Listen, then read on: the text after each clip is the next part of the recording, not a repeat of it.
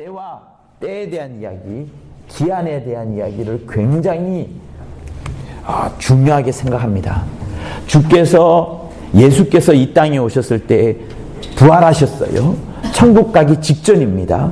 그때에도 예수께서 마지막으로 권위를 두신 것이 뭐냐면 때와 기한은 너희 알 바 아니요 라고 말씀하시면서 오직 하나님 아버지만 때와 기한을 안다라고 하셨습니다.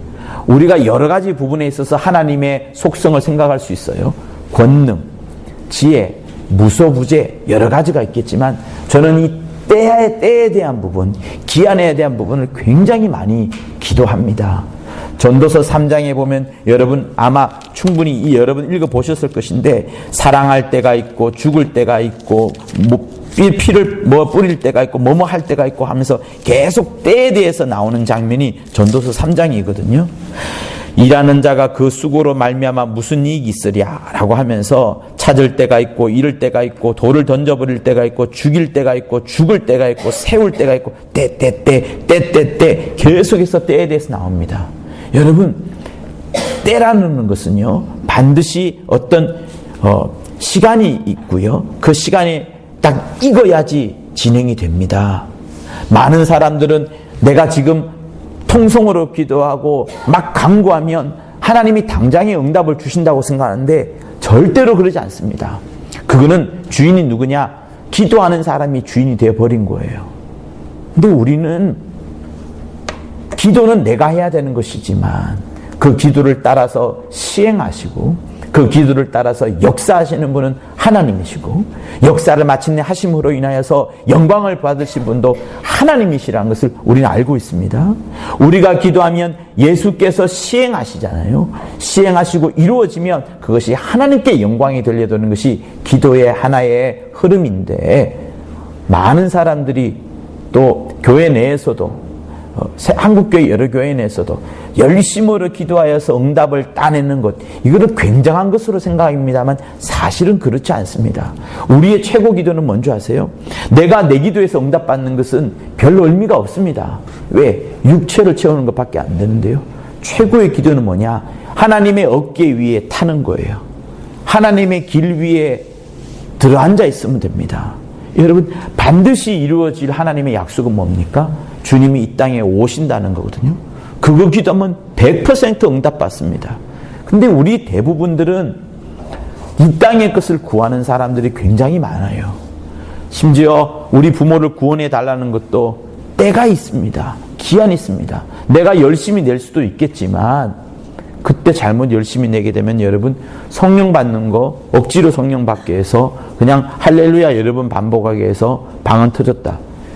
그거 여러분 한번 경험한 사람은요 그렇게 경험한 사람은 두고두고 이야기합니다. 나도 그때 할렐루야 하면서 방언했어. 그런데 에이 이럽니다. 그러니 때를 정말 잘 심어주는 게 필요하고요. 그 사람이 알도록 그 사람이 스스로 알도록 때를 하나님의 때가 있다는 것을 알려주는 것은 정말로 필요합니다. 교회에 우리가 사태를 만나고 있어요. 그리고 또 여러분들의 삶 가운데에도 신앙과 관련된 여러 일들이 생길 겁니다. 곤란한 일이 생길겠죠. 근데 그때에도 하나님이 일하시는 때가 있습니다. 그래서 그 때를 한번 잘 찾아보려고 해보세요. 때를 찾아야 되는 것이 아니라 때를 찾는다는 말은 때를 구한다는 것은 때를 기다린다는 것은 뭐냐면 하나님께 전적으로 맡긴다는 것을 말합니다. 나의 기도 제목이 중요한 것이 아니라 하나님이 일하시는 그 기회 하나님이 역사하시는 그 순간이 있다는 것을 말씀을 드리는 거예요. 그래서 그 잠언 13장 22절 잠언 13장 22절에 보면 이런 말씀이 있어요. 악인들이 돈을 열심히 모읍니다. 그런데 하나님께서 그 악인에게 돈을 모으게 하는 것은 선한 사람들, 예수 잘 믿는 신앙인들은 막 헌금해버려요. 여러분 한번 생각해 보세요. 믿음 좋은 사람이 자기 수중에 돈을 두겠어요? 아닙니다. 믿음 좋은 사람은 돈을 바로바로 헌신해버리고 바로바로 가난한 자 줘버립니다. 그래서 하나님의 입장에 봤을 때는 돈을 가장 잘 관리하는 사람은 누구냐면 불의한 사람들, 불의한 청지기 혹은 안 믿는 사람들이 돈을 잘 관리해요. 그런데 잠언 13장 22절을 한번 잘 읽어보시면 여러분 집에 가셔서 하나님이 돈을 맡겨둘 때는 악한 자에게 맡겨두었다가 마침내 하나님이 선한 일을 할 때 왕창 모아둔 그 큰 돈을 이 선한 일에 쓰려고 하시는 것을 여러분 보시게 될 겁니다. 그래서 그때도 때가 있어요. 악한 사람은 자기 일로 열심히 모으죠. 그런데 선한 사람은 기도만 해놓습니다. 그런데 마침내 하나님께서 때가 되었다, 센터 지어라, 리센 지어라 할 그때에 탁 투자했더니 여러분 크게 되었던 것들이 우리 교회 역사인 거예요.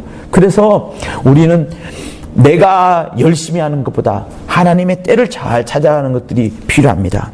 자, 여러분, 하나님께서 아브라함에게 가나안 땅을 주시려고 약속을 했지요. 그죠?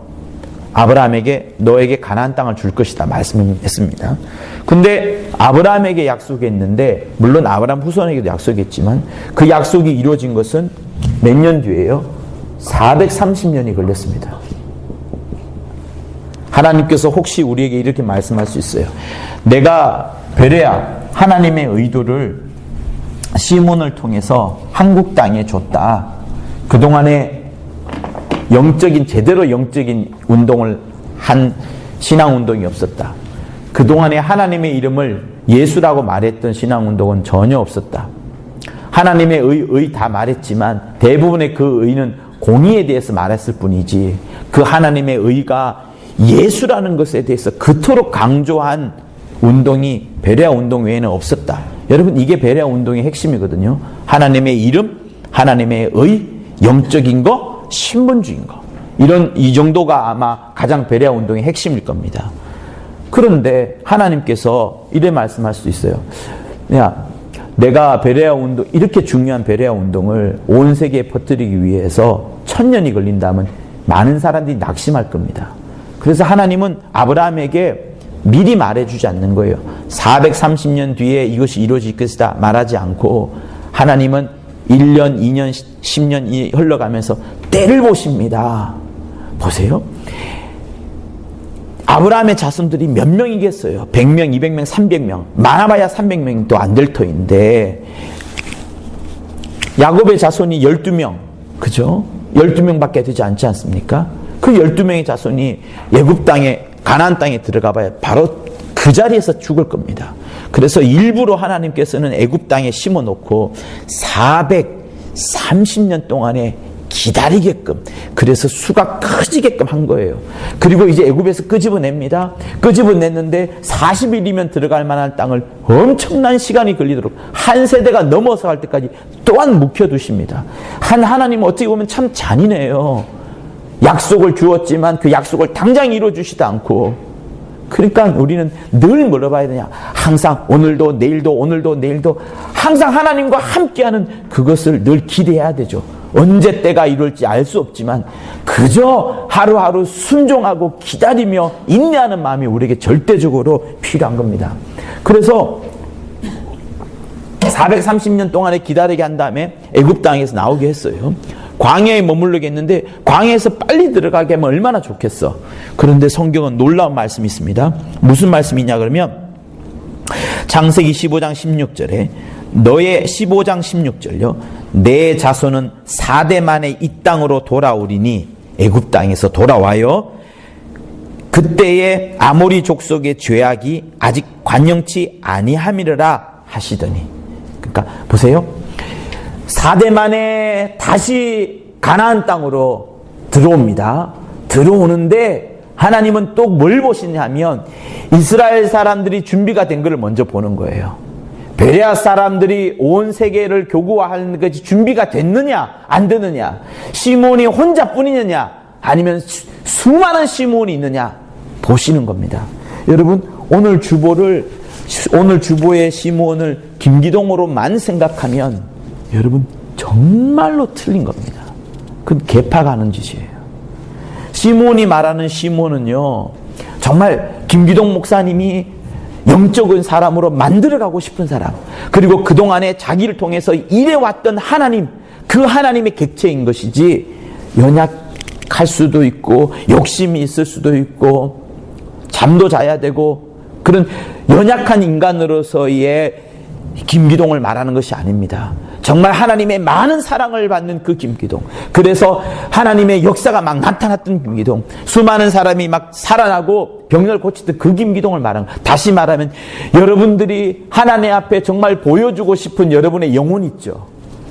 하나님, 여러분 다 부족하잖아요. 얼마나 많이 죄 짓습니까? 저도 마찬가지예요. 그러나 내 속에서 정말로 사랑하는 그 내 하나님, 내가 정말로 사랑하는 그 하나님, 그때의 나 자신, 그 영혼의 상태, 그거 말이에요.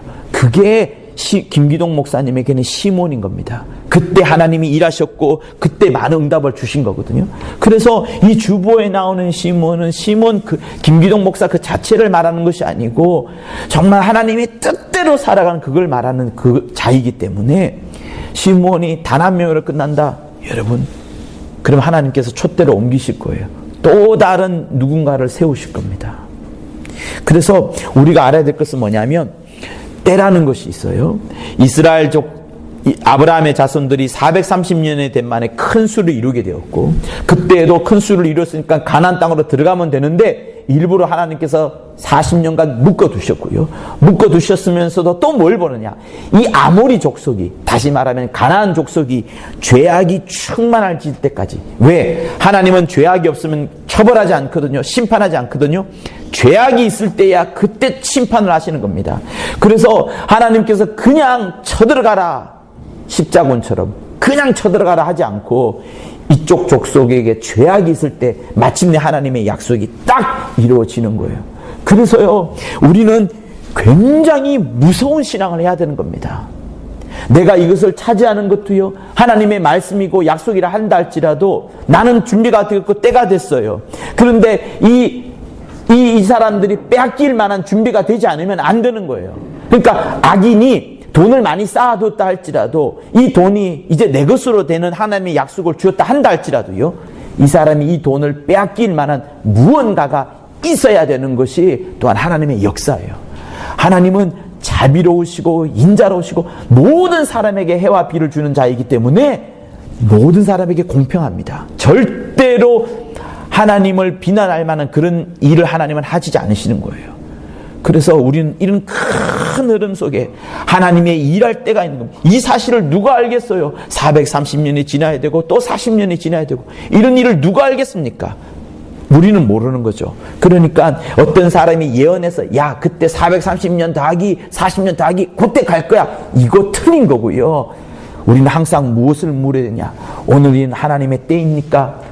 아닙니까? 아니면 내가 움직이다 보면 마침내 그때 깨닫는 거예요. 아, 하나님의 때였구나. 그러니까 여러분, 윤준호 사건도요, 하나님의 역사가 있고 하나님의 뜻이 있고 하나님의 때가 있습니다.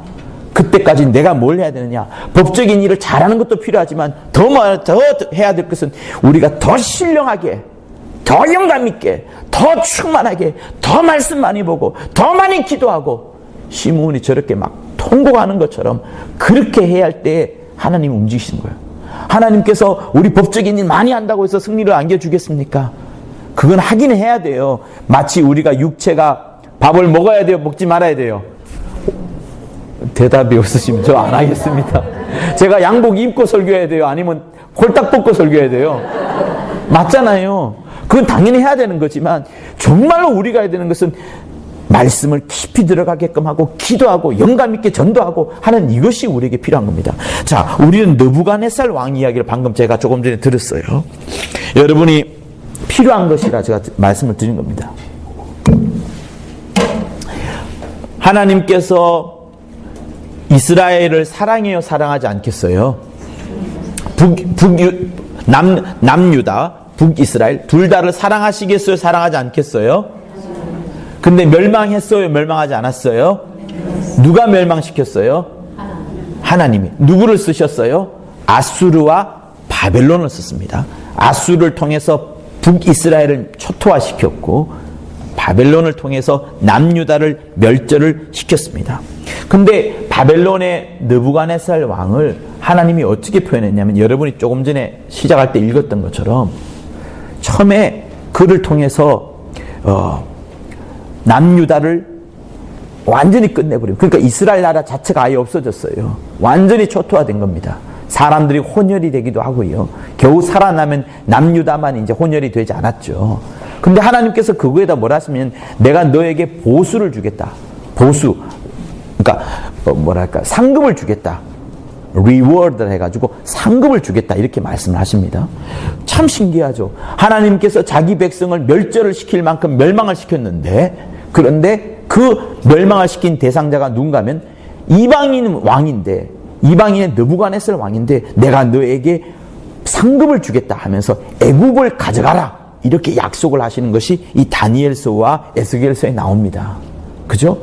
그러니까 여러분 그때로부터 이 느부갓네살은 큰 힘을 내요. 역사상 여러분 정말 유명한 왕입니다. 이 중동 지역에 느부갓네살 영화도 있어요. 대단한 왕이죠. 근데 이 사람이 실제로 어느 순간부터 뭐라고 했냐면 소처럼요. 들짐승과 함께 완전히 미쳤어요. 소처럼 풀을 막 먹고요. 그리고 침을 질질 흘리고요. 길가에서 막 살았던 사람이 실제 느부갓네살 왕입니다. 왕인지라 어떻게 할 수도 없었고 사람들은 막 대신 누구를 세우느냐 막 했었죠. 근데 어느 순간 우리가 읽었더니 본문 후반부에 가면 마침내 이 느부갓네살이 깨닫습니다. 아, 나로 하여금 애굽을 꺾게끔 만들고 이스라엘을 멸절화시키고 이렇게 큰 나라를 이루게 한 것은 어떤 누군가가 있구나. 나는 나의 민족인 줄 알았는데 그 그 가나안의 사람들에 있던 그 하나님 여호와라는 그 하나님이 진짜 신이구나 이것을 깨닫게 되고 자기를 철저히 낮춥니다. 하나님의 영광을 돌려드리고 하나님의 존재를 이야기하게 되고 그러니까 뭐 우리가 아는 것처럼 그 유대인처럼 하나님에 대해서 완벽하게 알고 하진 않아요. 어쨌든 자기보다 더 뛰어난 어떤 신이 있다. 그리고 그 신은 이스라엘 사람들이 말하고 있는 그 여호와일지도 모른다 라고 말하면서 점점점 자기가 낮아지는 길을 택하게 됩니다. 그래서 그 37절에 했던 이야기가 그거잖아요. 지금 나 느부갓네살이 하늘의 왕을 찬양하며 칭송하며 존경하노니 그의 일이 다 진실하고 그의 행하심이 의로우심으로 무릇 교만하게 행하는 자를 그가 능히 낮추심이라 이렇게 말씀합니다. 그러니 하나님께서는 느부갓네살 왕이 교만해지니까 쳐버리는 거예요. 쳐버리는 겁니다. 그리고 낮아졌다가 다시금 하나님을 인식하니까 다시금 하나님이 그를 세우시는 것이 느부갓네살에 대한 이야기입니다. 그러니 여러분 우리는 이방인이고 또 전혀 다니엘이나 어떤 이런 이스라엘 왕도 아니고 별 의미가 없는 사람 같은데 역사상의 위대한 이 느부갓네살을 쓰셔가지고 하나님이 일러주시는 말씀이 뭐냐면 교만한 자를 하나님은 치시고 징계하셨다가 마침내 그가 하나님의 사심을 깨닫게 되면 그를 다시 세우시는 일을 하나님이 하시는 겁니다. 그러므로 여러분 우리 교회도 마찬가지예요. 혹시나 우리 교회가 전도가 왕성해지고 과거보다 더 왕성해지고 막 했을 때 우리 마음이 높아지고 또 우리 마음이 우리는 하나님의 의도도 알고 영적인 것도 알고 신분주의고 정말 대단한 사람이 우리 사람이야 이렇게 하잖아요. 그래서 다른 사람들로부터 혹시나 그 성락교회는 도무지 좋은 점이 없어 이런 말을 듣게 되면 그것이 하나님 귀에 들어가게 되고 그럼 하나님께서 우리를 치게 됩니다. 항상 우리는 뭘 준비해야 되느냐? 리더가 될 여러분들은 뭘 준비해야 되냐? 무조건 낮아져야 되는 거예요. 무조건 낮아져야 돼요. 항상 낮아야 됩니다. 나보다도 남을 더 세워줘야 됩니다. 나보다도 남을 더 높여주는 일을 항상 하지 않으면은 누군가가 그것을 배우고 그것을 따라합니다. 여러분들은 그것을 드러내지 않으려 하잖아요. 근데 여러분의 자녀들은 그것을 배웁니다. 그러니 조심할 게 아니라 진실된 우리의 마음이 하나님 앞에 겸손할 것이 진짜 필요한 거죠. 그래서 이 때라는 것을 제가 지금 말하려고 하는 부분이에요. 왜? 때의 주인공은 하나님이거든요. 느부갓네살을 세울 때가 있고 느부갓네살을 통해서 이스라엘을 멸절시킬 때가 있고 느부갓네살을 다시금 일으킬 때가 있으니 이 때의 권한은 하나님께 엄청나게 있는 거거든요. 그러니 문제를 만났을 때에도 문제를 당장 해결하는 것이 맞죠.